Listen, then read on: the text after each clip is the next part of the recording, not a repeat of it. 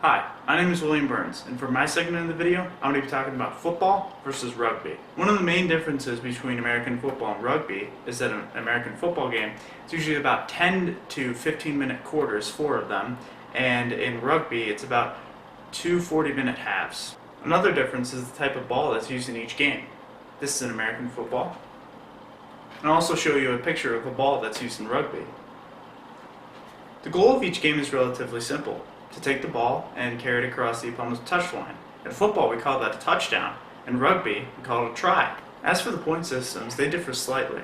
A try is worth 5 points, while a touchdown is worth 6 points. After a successful try in rugby, the team can elect to kick a field goal, which is worth about 2 points. It's also referred to as a conversion. In football, the team can elect to kick the ball, and that is worth 1 point, or they can go for a 2-point conversion. Another key difference between American football and rugby is that in rugby, there are 15 players on the field, and in American football, there are only 11 players on the field. Also, in football, there is an unlimited amount of substitutions for a team, but in rugby, there's only allowed 7 substitutions. This can make rugby a little more long-lasting compared to football, as in rugby, it's clear that you would need more endurance than a football player would. Here in the United States as well as France, the levels of these two sports differ. In the United States, you can play this sport in midget league, high school, college, and in the National Football League. You can do the same in France. The only difference would probably be that in rugby there's more leagues and unions of rugby players. Probably one of the largest separations between these two sports is the level of protection. In football we get a helmet, shoulder pads, thigh pads, and etc.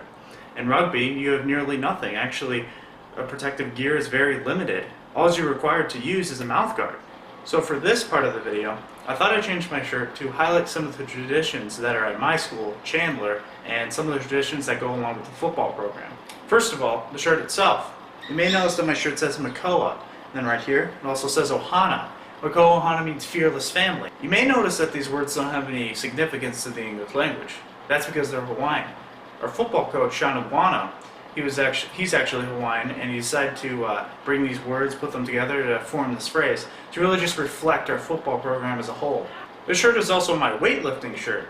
See, to be a football player, you have to have a large commitment. A basic schedule for me throughout the day would probably consist of going to school, weightlifting, which is about an hour to 2 hours, doing film, that takes about an hour, and then practice, which is 2 hours. So I'm at school till about 7 o'clock, and I get out at 6 o'clock. Being part of the Chandler football program doesn't come without a sense of pride. 2 years ago we won the state championship. That, along with being the reigning champions of Arizona Avenue, has helped us to accumulate sponsors such as Under Armour, which fund our football program. Another Chandler tradition is known as the haka, which is a Hawaiian dance that is meant to intimidate the other team. We do this before every single game. Well, there you have it, football in a nutshell. One of the greatest games ever created, and also a teaching tool for life. Go Wolves!